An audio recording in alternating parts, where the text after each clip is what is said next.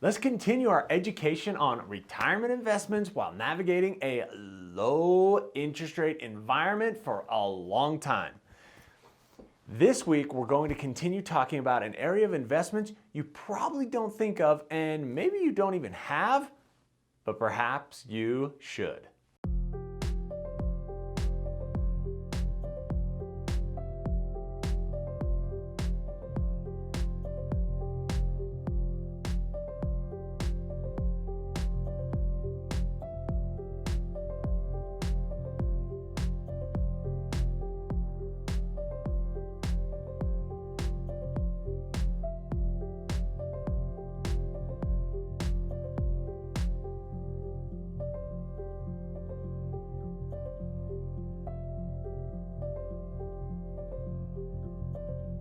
Welcome back. I'm Telton Hall, Certified Financial Planner at Advanced Financial Planning in Cedar City, Utah, where our team, we help upper middle class and affluent families accomplish their retirement goals.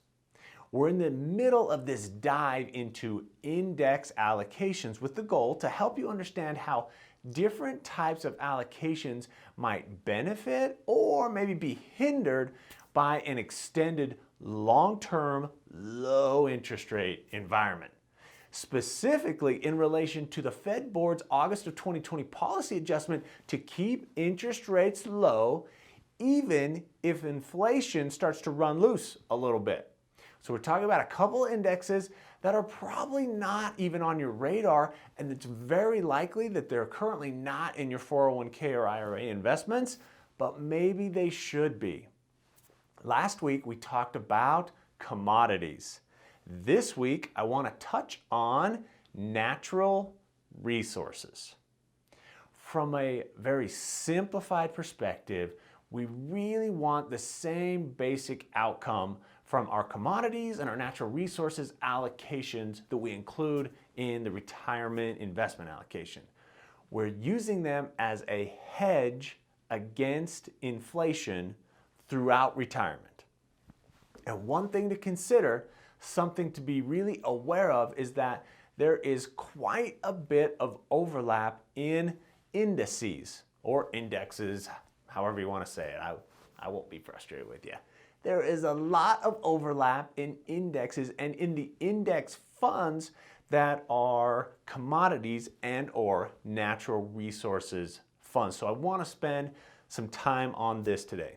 As a quick example, last time I referenced a broad market. It was a UBS commodities index that was 35% agricultural and 22% energy.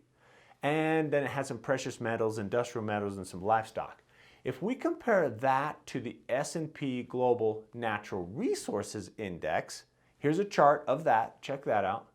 It's pretty easy to see overlap in energy. The commodities index had 22% energy allocation. This natural resources index has 30% energy. They might not be the same exact companies, but literally some of them are the exact same underlying holding. And remember, that's important to understand, it's not necessarily a deal killer. There are a few different takeaways I would want you to understand from that. First is that you have to understand the index that your index fund is adhering to and how that index is constituted and then how it is reformulated on an ongoing basis. Because the ETF that you're actually invested in is just trying to match the underlying index. So if you're tackling this yourself, you want to understand what your natural resources index fund is actually going to hold and how that's going to change over time. And then you match that up, you align that with your commodities fund so you get two of them that are complementary to each other. We want the combination of those two to give us potential for higher returns, while if done right, you can actually mitigate some of the risk. That's what's going to benefit your goal versus hinder your goal. Secondly, what season are we in? Can the overlap actually be advantageous? Going back to this overlap we're talking about a second ago with these two different indexes, is energy. When we visit with you, it's probably reasonable that we won't want that extra exposure to energy because of the volatility in that market segment. However, there can certainly be seasons when you actually want the overlap or the extra exposure to energy. I'd point you to, as an easy example, 2006 and 2007, just as an anecdote that people have a tendency to remember. The cost increases in fuel and energy prices were having a big negative impact, particularly on retirees, for them to be able to afford to do the travel that they wanted to do. People were saying, well, we canceled our road trip to see the grandkids. That's a big deal. Those are the seasons when having part of your investment accounts in index funds or ETFs that actually benefit from increased prices in those areas, it could be really helpful.